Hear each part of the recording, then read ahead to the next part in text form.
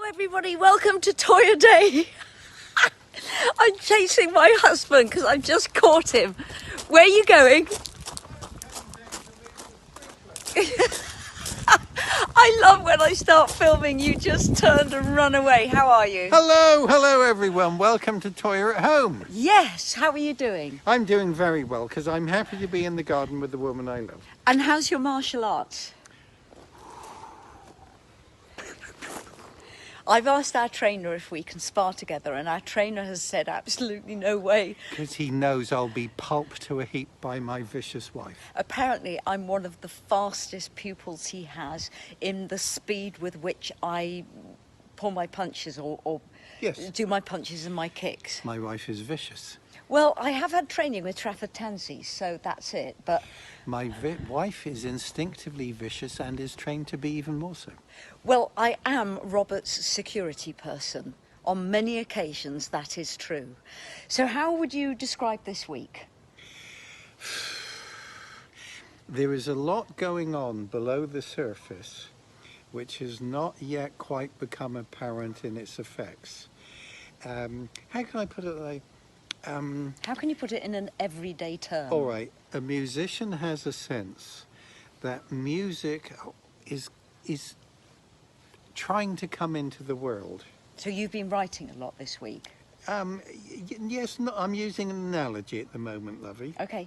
So there are creative currents under the surface that move through all fields, musical, artistic, any forms of creative, including creative strategies in business and our professional lives, even down to how we organise our office. But these are moving below the surface, and probably their effects won't become visible for a little while. So is it good or is it bad?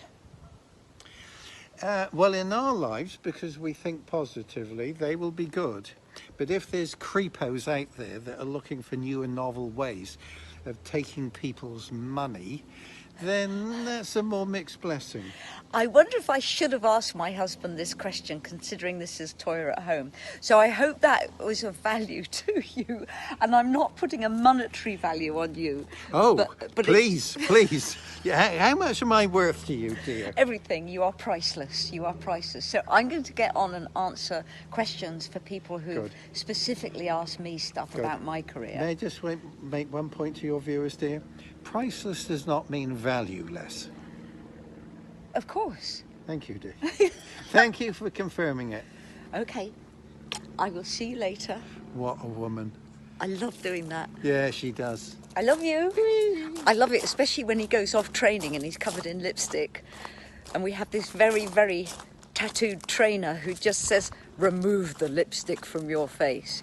So it's been a good week, a crazy week, a week of me dealing with requests that do not take into account at all COVID rulings. So I'm being asked to do major outdoor events, stuff like that. And I'm saying, well, what about the COVID ruling? I'm being asked to go and do quite a lot of press. And again, I said, well, what about the COVID ruling? It's very, very odd to be dealing with as many as 40 email a day asking me to do things that do not observe COVID ruling. So when I'm not doing that, I'm getting on with writing the new solo album, which is very exciting and really just brilliant. But it's just been one of those really odd weeks. So I hope you're all safe out there. Our first song today is going to be the wonderful Tribalistic Obsolete from the album Anthem, which is going to be re-released probably in 2021. This is from the wonderful Trading Boundaries performance with Colin Hines, Chris Wong and Mike Nichols. So enjoy. This is Obsolete.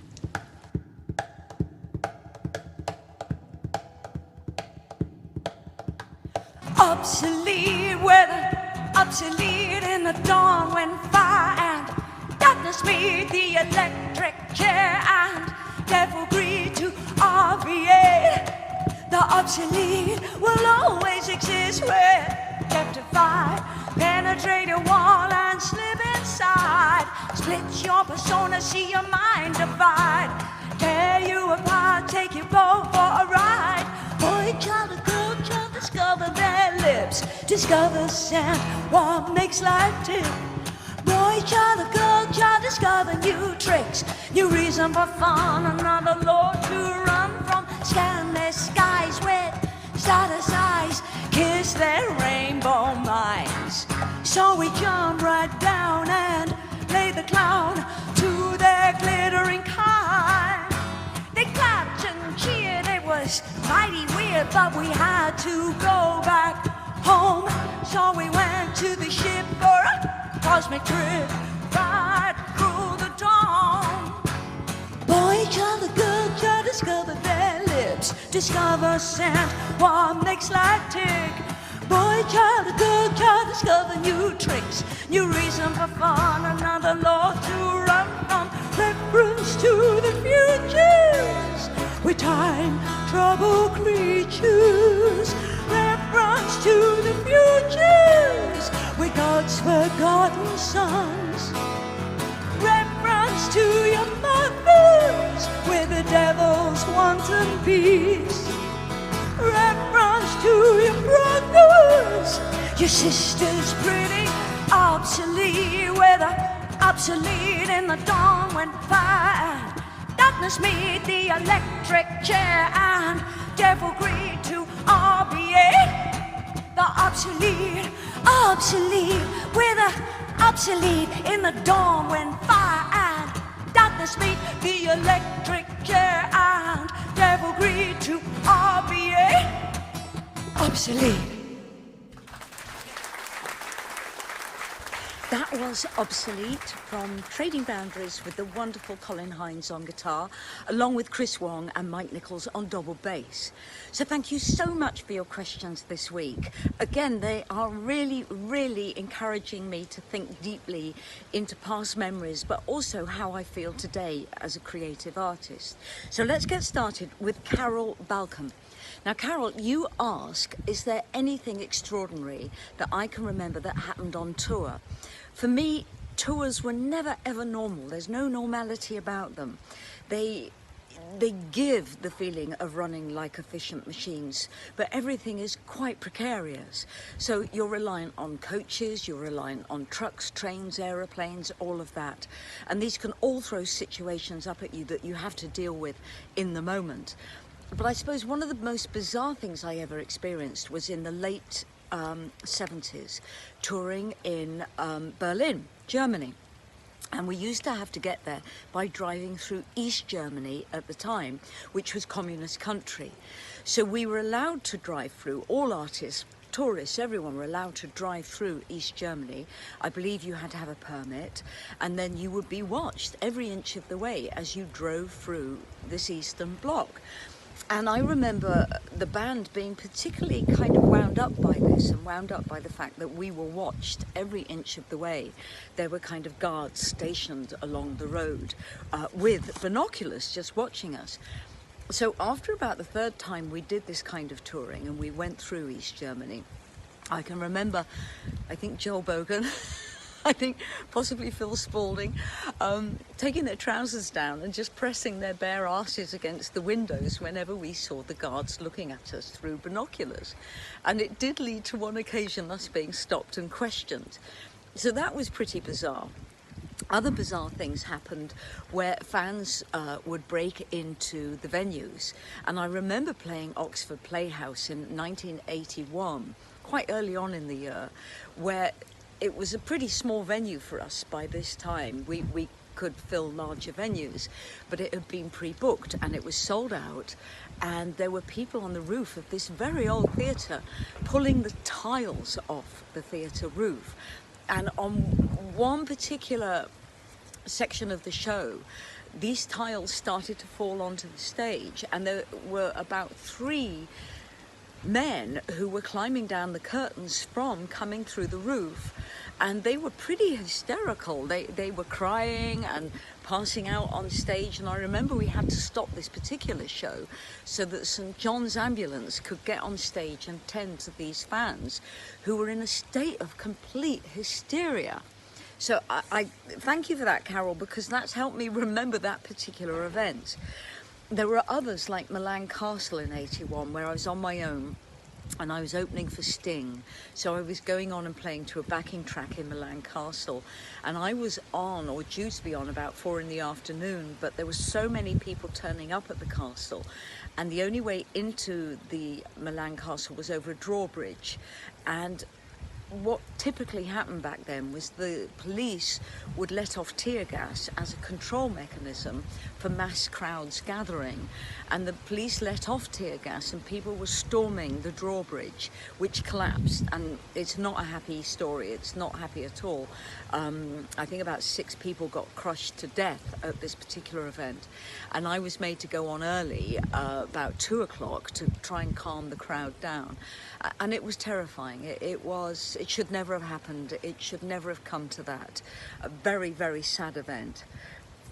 Another event happened in the late 70s, which was very, very regular on tour, is we would fly on commercial aeroplanes to get into the Scandinavian countries, and they often knew we were coming, and they found punk rock very provocative, and we would step off the plane and just look at the police lined up, the kind of securities before we even got into the building were waiting for us, and we'd be taken into private rooms and strip searched.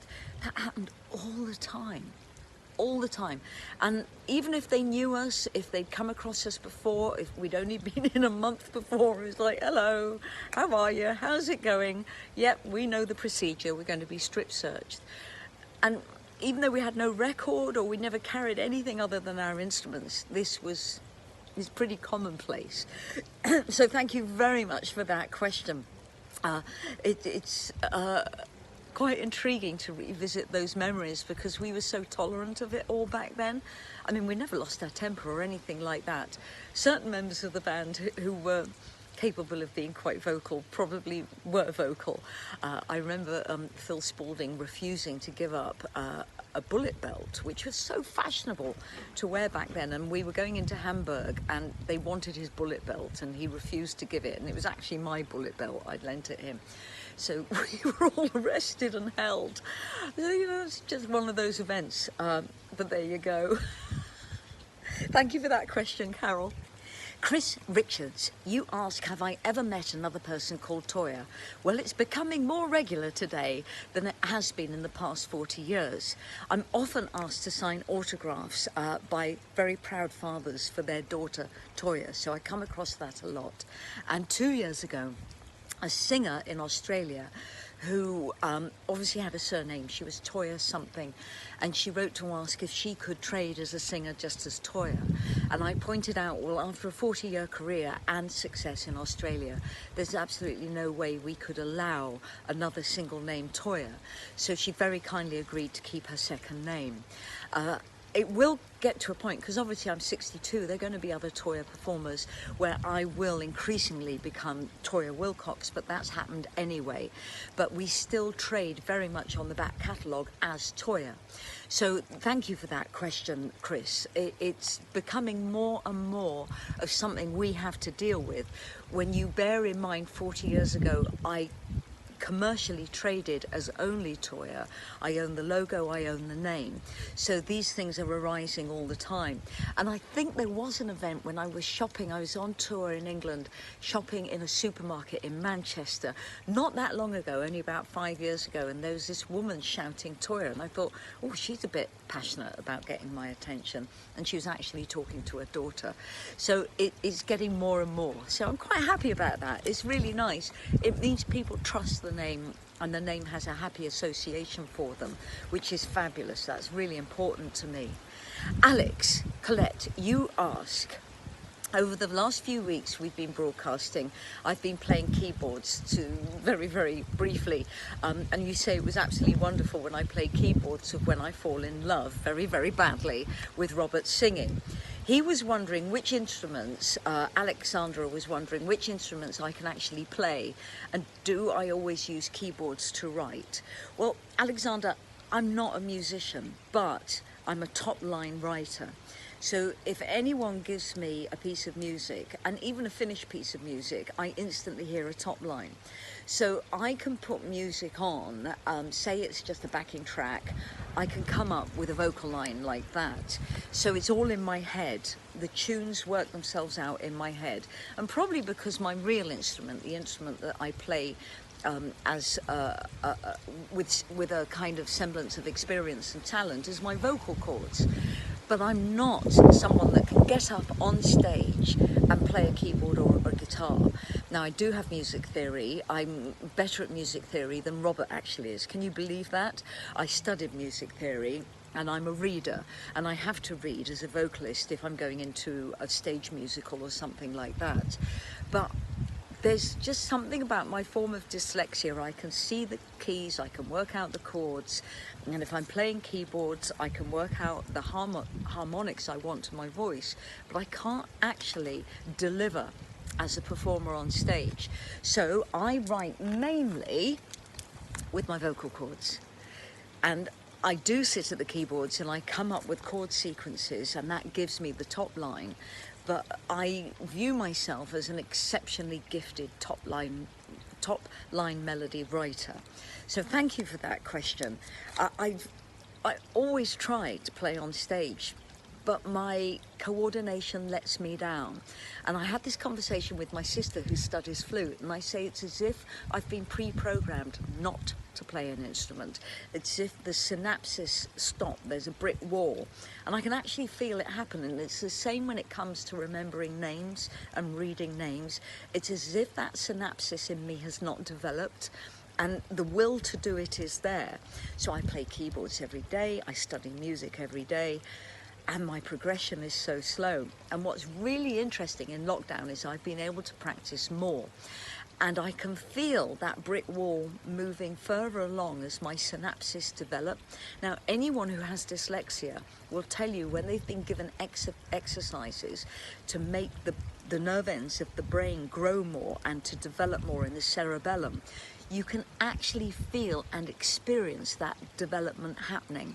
So the more I practice and the more I study language and names, I can feel the synapses waking up or moving along, developing within these areas of the brain. It's a physical experience.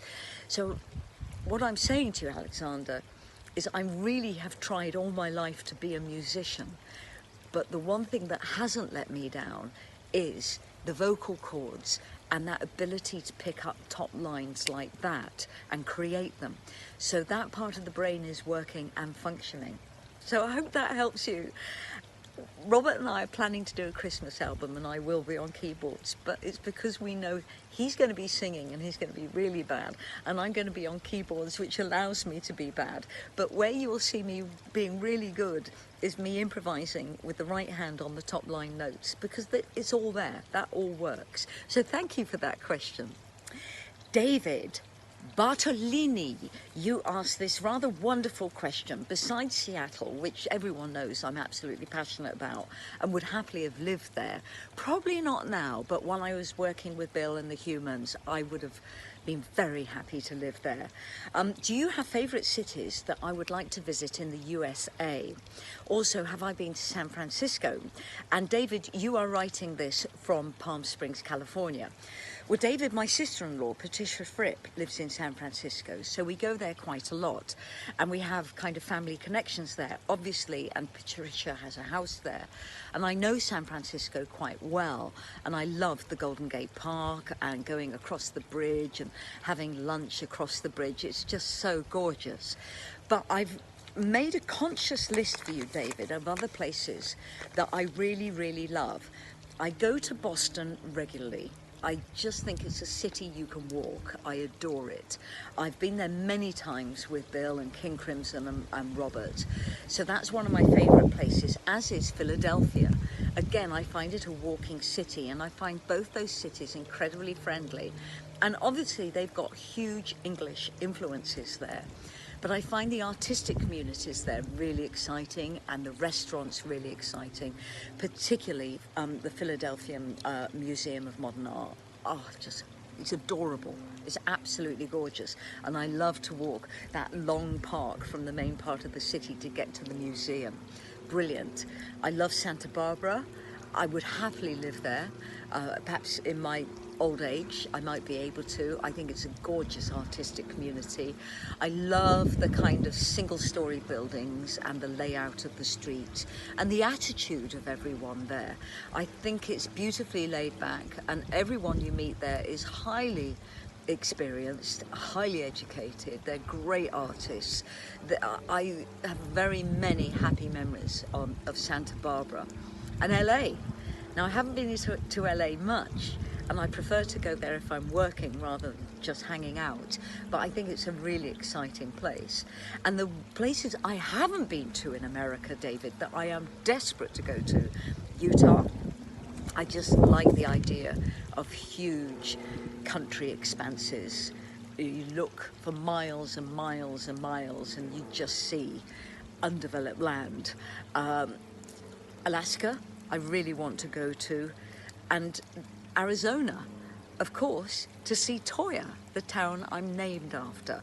Last week, Pat Mastelletto of King Crimson was driving through Texas, and he drove through Toyah, and he sent me a picture, and it just made me laugh because I get to see the sign into Toyah quite regularly, and to think that Pat Mastelletto was there just absolutely thrilled me to pieces, and he took a picture on his phone and sent it to me, so it was just great. So Frank Morell, you ask, which singer, male or female, would I like to duet with? So I've done your list. Mark Almond, who I look on as a friend. We will be working together, and we have just worked together, but not in the same building. I'm hoping Mark will do something with me on my solo album, and we're in conversation about it. So I think we are well matched, because both Mark and I think, are both cult as well as really well known. So we are in that strange position where we're household names, yet we're still cult. And I adore how Mark chooses his sounds and how he sings his songs. Fabulous. Now, these next two are pure fantasy. Bjork, because I think she's the most beautiful woman in the world. Kate Bush, who is the most beautiful woman in the world and the most talented woman in the world, but that's pure fantasy, as is my dream to work with Patti Smith. And I'd love to work with Patti because I think she's the empress of rock and roll, and I want to work with her while she's still on the planet. It'll never happen. I'm just not cool enough. But, you know, you asked, Frank, so therefore I answered. Now, there's another band around at the moment, and because I'm ambassador of National Album Day, I've been championing this band because I absolutely believe in their artistic philosophy, and it's Bring Me the Horizon, who are a Sheffield-based band, and I think there's so much talent there, there's so much success there, but I love their all-round 360-degree shaping, with the clothes that they develop and design and sell, with their videos, with how they are quite fluid with their sound. I just adore everything about them, and if I had the chance to do the same today, they are the band I would model myself on, because I just think the talent is phenomenal. So I've been championing them as having an album in kind of National Album Day represented. The other artist, who I've only discovered recently because she was born in 1996, is Aurora. Born in Norway. Her big breakthrough album was Running with Wolves, which is obviously a feminist statement. I adore everything about her. I adore her attitude. I adore the way her mind is shaped, her musical choices, her voice is breathtaking. So if I was to sing with a contemporary band today, I would love to do it with Aurora, and I'd love to do an extreme feminist statement song with her. I think she's just absolutely major. So Frank, thank you so much for that really fabulous question. Paul Kenafleck, you ask a really interesting question, and it's a question that has affected me quite a lot in my 40-year career. You say, obviously I've mentioned being friends with Kate Bush, but with this in mind, should you ever meet your heroes? I think that is a phenomenal question. There's been many situations where I've briefly met absolutely staggering people. In 1984, I briefly shared a dressing room with Tina Turner. And I said to her, because she had to strip off and get this very famous chainmail dress on, and I said to her and her dresser, I said, really, I shouldn't be in the room. Do you want me to get out? No, no, no. She said, you know, I have nothing to hide. So I stayed in the room, a bit like that, getting ready. I think we were at the Ivan Novello's, and she was getting ready for a performance, and I was getting ready to give a prize. And she was just so utterly normal, natural, wonderfully inviting and inclusive. And she had no shyness whatsoever, but also she wasn't being brazen. It was just how you imagine models have to be. And she was utterly breathtakingly beautiful. And I remember her dresser having to heat up the chainmail dress because it was so cold. This was winter. So he was holding it in front of a heater before putting it on her. That was a really lovely experience, and she did not let me down in any way. She just proved to me legends are legends for a reason. Again, I had to share a dressing room with Grace Jones very briefly, and I think it was in San Remo in Italy, and we were getting ready for a huge performance in a tent. And as I came into the dressing room, she was already there doing her own makeup. This was about 1981-82, and she turned to me and she says, "You're brave to look like that." And we just had this lovely, lovely hour in the dressing room together, just talking. And I respected her need to prepare and have silence to prepare, but it was, again, very, very natural. There was no status playing, there was no pretense. It was complete acceptance. And again, she's a legend because she deserves to be a legend. She was absolutely gorgeous. I've often been in the same room as the band Tool because my husband works with Tool, and they're big, big fans and supporters of Robert. Fabulous people. Really gorgeous. You know, they will talk to you about anything. They're not strutting around the place going, we're superstars. Same with REM. Peter Buck I've socialised with an awful lot. Been at Bill's house with a lot. Very, very just normal, natural people. Michael Stipe, normal, natural, welcoming people who welcome you into the fold. In fact, I don't think I can name anyone I've met that I thought, oh, ouch. Not at all. I have deliberately not met Bowie other than on the 5 occasions I've been in a room with him, because he's just overawed me so much. And what he did for me as an artist and for me as a teenager, and to help me find my confidence to go out into the world, I cannot afford to lose what he did for me on that. So I've never put myself or been in a situation where that memory could be damaged. But he's been quite frequent in Robert and our lives, you know, up until the time of his death. So I've always managed to kind of walk away from being disappointed. And I don't think I would have been disappointed, but he is someone that has phenomenal presence, a presence that was very, very powerful. It kind of pushed you away, that energy. And so I managed not to burst the bubble on that one. Paul McCartney, who gave me a fellowship for Lipper, and I had to sit with him and Nile Rodgers for 3 hours 2 years ago on a stage. It was the happiest 3 hours of my life. Nile Rodgers was an absolute giggle, just absolutely gorgeous and beautiful and so talented and so much to share and cared about people, and the same with Paul McCartney. And I feel blessed for that 3 hours, absolutely blessed. Ringo Starr, always in the hairdresser with him, very, very natural, normal, absolutely staggering superstar. So thank you very much, Paul, for that question, and allowing me to go down memory lane with it as well. Sean Barron, you ask, you love the concert version of Echo Beach by Martha and the Muffins. Was it a personal favourite or was it an executive decision? Well, when I was making Desire, which was a very experimental album where I didn't want to be deliberately commercial or have songwriting formulae, I started to be pressured by the record label and the A&R man to have some content on that album that could be commercial singles. Thus, oh gosh, there was Echo Beach and, God, there was another song. It shows how much I dislike it. I was going to say Don't Fall in Love, but it wasn't. It was something really, really commercial. But anyway, Love's Unkind. Just remembered it was Love's Unkind.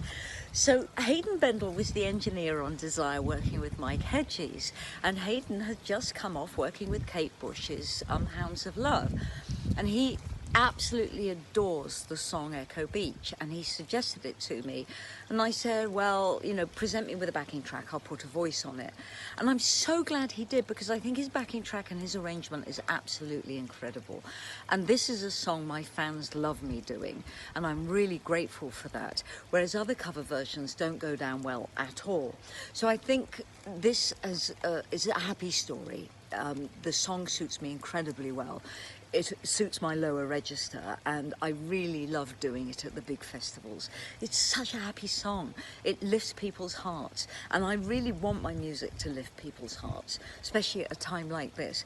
So that was an executive decision, but it was one that really, really works. So thank you so much for that question, Sean.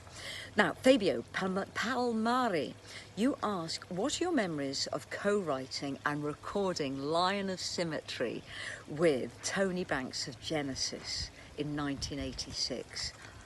Oh, I love this project. I loved it so much. There's so much I loved about doing this. Tony Banks approached me, and he was doing this solo album with lots and lots of guest artists. And he knew I was a lyricist, and he liked my lyrics, and perhaps he recognised that in my background I had a love of things like Led Zeppelin, Black Sabbath, Hawkwind, that growing up as a teenager I'd experienced all these bands live, and perhaps he just recognised that. So he sent me a backing track, and it was gorgeous. And instantly in my head came the top line and the words Lion, L-I-O-N, of Symmetry. And it's a complex piece of music, and I just sat down and I wrote the lyric very, very quickly. I think it took me, within a week, I was calling Tony Banks and saying, I've got the lyric. So I went down to his studio in Godalming, overnighted there, and we worked all day on this lyric because there's huge banks of vocals on it. And I put the top line melody, the main voice, I did in 3 takes. I don't think he even had to do a composite out of it. I think he went for the 3rd take. I usually get my vocal in the 3rd take. After that, my voice starts, the timbre of my voice changes. I start to force it a bit too much. And then we started doing the backing vocals, which were great fun, and I did all my own backing vocals. And after we completed that, we started at 9 in the morning, and by about 3 in the afternoon, we completed most of this. And he said to me, could I sing the backing vocals just once in a different key? And it was an unrelated key. And I said, yeah. So as soon as I started, Tony said he knew it wasn't going to work, but he let me do the whole song. And at the end, he said, you were pitch perfect in an obtrusive key for the whole of that song. And I said, yeah, because you asked me to be. I adored working with him, and about 3 years ago in an interview when he was re-releasing all of this, he said that was one of his favourite collaborations of all time. And I'm so grateful for that, because of my variety within my career, and because I do go from serious singer, serious actress, into comedy, into celebrity. A lot of people don't know where I belong, and they want me to belong somewhere. And I absolutely adored that Tony Banks saw me as a really great vocalist and a great lyricist. So Tony, if this gets to you, thank you so much for that. One of my happiest memories, it really is.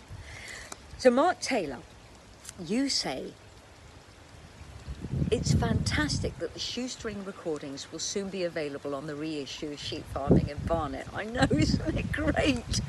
Can you recall which venue you used for filming the band on stage? Any memories of filming the episode in Bristol?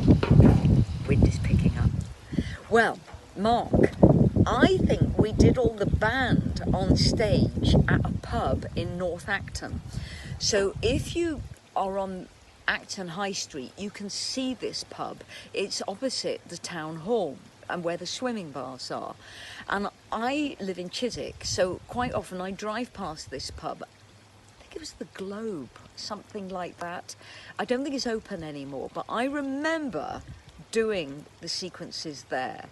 And then when the band were involved in Weston-super-Mare, I believe we shot in Weston-super-Mare, not Bristol, Mark. We were on the pier and around the pier. So I hope that helps you. And isn't it fantastic? Sheep farming in Barnet. I have to tell you all, after last week's broadcast and the announcement of Sheep Farming in Barnet reissue, you all crashed the Cherry Red ordering website. And apparently that's never happened before. So thank you so much. So thank you for all your wonderful questions. Please keep them coming in. We'll see you on Agony Aunts tonight and for Toyah and Robert's Sunday lunch tomorrow, which is absolutely hysterical and quite rude in places. We're going to go out with the Humans and Slow Descent at Trading Boundaries, because we've had so many people write in saying they've discovered the Humans box set, Noise in Your Head. It's the first time they've discovered this music and they absolutely love it. So thank you. Stay safe, everybody. Bye for now.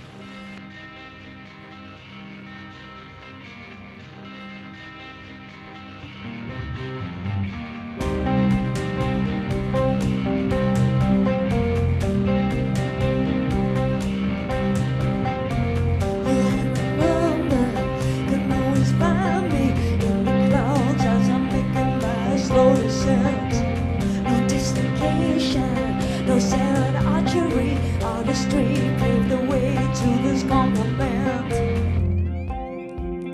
Eyes have no words and our eyes that are blind.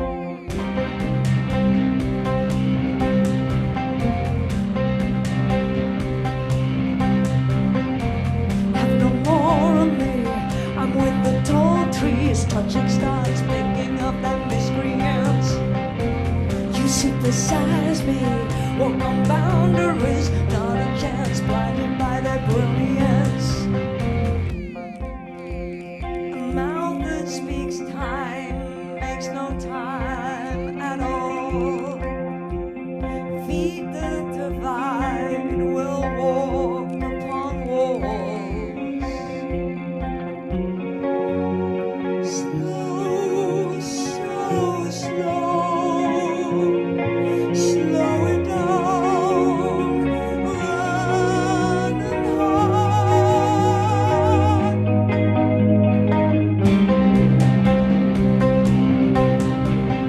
In the clouds as I make my slow descent. Where is this trickery? It beats beside me like a leaf, brittle and transient.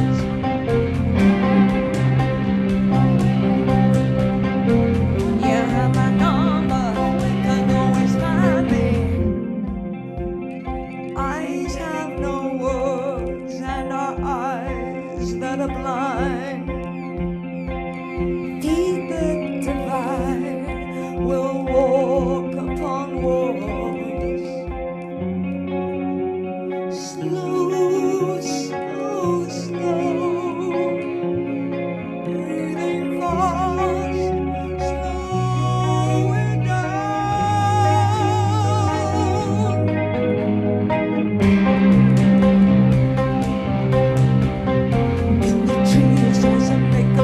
Slow descent. You have my number, will always find me. You have my number, will always find me. You have my number, call me anytime. You have my number, call me anytime. Have my number, call me anytime.